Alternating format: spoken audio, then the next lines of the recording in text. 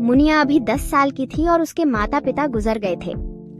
मुनिया अपनी दादी के साथ रहती थी। जब भी मुनिया दादी को पूछती कि उसके माता पिता कहाँ हैं, तो दादी हमेशा मुनिया को कहती, आसमान में जो तारे दिख रहे हैं उनमें से ही तुम्हारे माता पिता हैं। रोज रात को मुनिया तारे देखती और अपने माता पिता को याद करके उनसे बात करती। दादी की उम्र बहुत हो चुकी थी। दादी को लगा कि उनके बाद मुनिया की देखभाल कौन करेगा, तो दादी ने मुनिया के चाचा चाची को बुलाया और उनसे कहा, बेटा, अब मुनिया की जिम्मेदारी तुम्हारे ऊपर है। मैं अब कुछ ही दिनों की मेहमान हूँ। उम्मीद करती हूँ कि तुम मुनिया को अच्छे से रखोगे।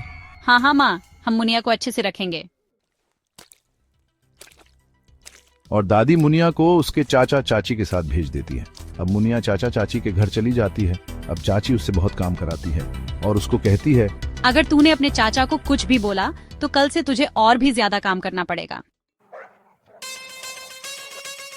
अगर तूने अपने चाचा को कुछ भी बोला तो कल से तुझे और भी ज्यादा काम करना पड़ेगा। अब मुनिया बहुत दुखी हो जाती है और अपने माता पिता को बहुत याद करती है। मुनिया बहुत रोती है, लेकिन चाची को मुनिया पर बिल्कुल भी दया नहीं आती। एक दिन रात को मुनिया बाहर बैठकर सितारे को देख रही होती है।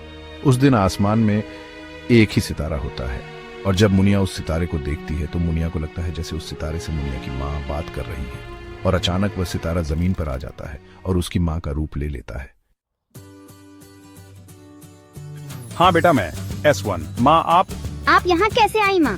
और पिताजी कहाँ हैं? आप लोग मुझे छोड़कर कहाँ चले गए? बेटा, हम कहीं नहीं गए, हम यहीं हैं तुम्हारे पास।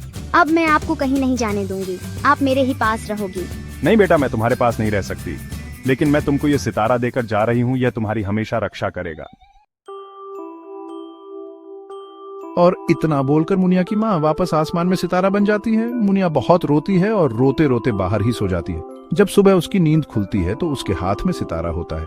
वह जल्दी से जाकर वह सितारा छुपा कर रख देती है। आज मुनिया का जन्मदिन होता है। चाचा मुनिया को बहुत प्यार करते हैं। वे मुनिया से पूछते हैं, मुनिया बेटा, तुमको आज क्या चाहिए? आज तुम्हारा जन्मदिन है ना?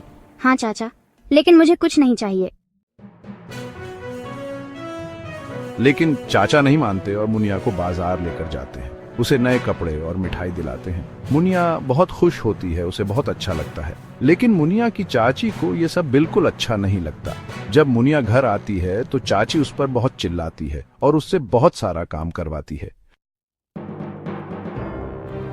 अब चाची मुनिया के नए कपड़े जलाने लगती है, लेकिन जैसे ही वह मुनिया के कपड़े जलाती है वैसे ही सितारे में से बहुत तेज आग निकलती है और चाची के कपड़े जलने लगते हैं। चाची चिल्लाती है, अरे बचाओ बचाओ।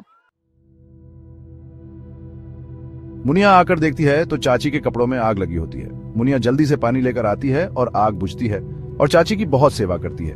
यह सब देखकर चाची को अपनी गलती का एहसास होता है। वह मुनिया को कहती है, मुझे माफ कर दो, मैंने तुमको बहुत परेशान किया है।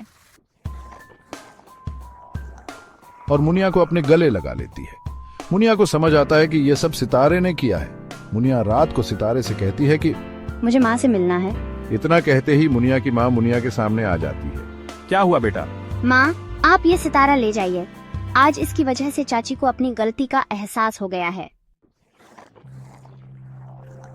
मुनिया की बात सुनकर माँ खुश होती है और उस सितारे को अपने पास रख लेती है और मुनिया को बहुत सारा प्यार करती है और वहां से चली जाती है। अब घर में सब बहुत अच्छे से रहने लगते हैं।